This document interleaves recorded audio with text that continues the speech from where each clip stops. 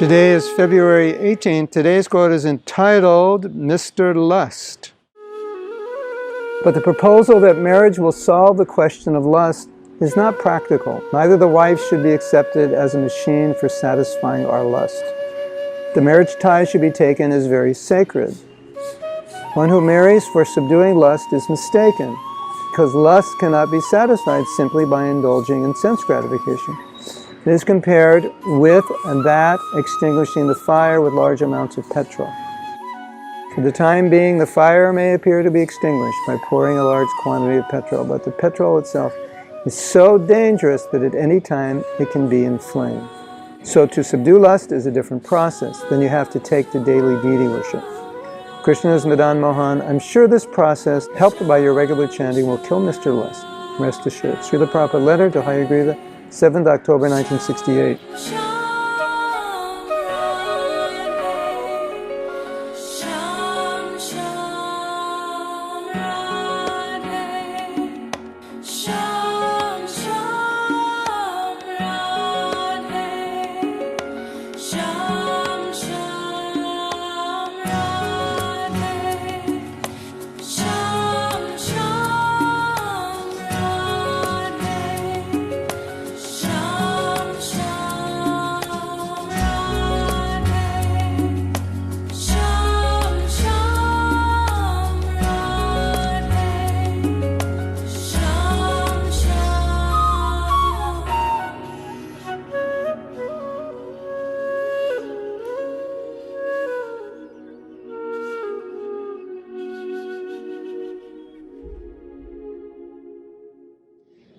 So what is Prabhupada saying here? He's contrasting two things. One thing is you give in to your lust and you think by giving into it, it'll be satisfied and you'll overcome it.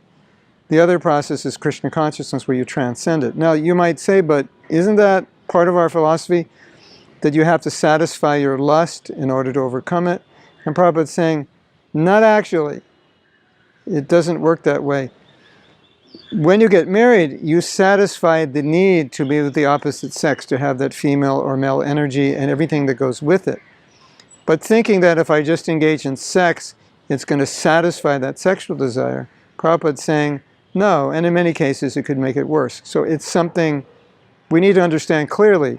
Although some people might say, well, if I do it enough, I'll get over with it. Yeah, maybe when you're 50 or 60, or 70, or maybe 80, or maybe never. It might work that way, but that's not actually the process, and it's not guaranteed to work that way. The process is Krishna consciousness, that you see your wife as a partner in service, not as a sex object. So that point is being made here by Prabhupada, and he makes it often in other places. Marriage is not sense gratification. It's not that we see our spouse as an object of our sense gratification. It's not like that. It doesn't work that way. So that's an important principle to understand. Krishna consciousness is the solution, but of course we have to be Krishna conscious. And you might think the solution is, I have to satisfy this need. Satisfy it by working together with your wife in Krishna consciousness. Satisfy that need by serving together. But trying to satisfy it directly, it doesn't really work so well. And in many cases, you'll find it may never be satisfied that way. And you'll just go on your whole life trying to satisfy it, or many lifetimes, which we already tried to do and it didn't work. So it's an important letter. And it goes with yesterday's quote as well. It's by becoming attracted to Krishna that ultimately these desires will be transcended and purified. Hare Krishna.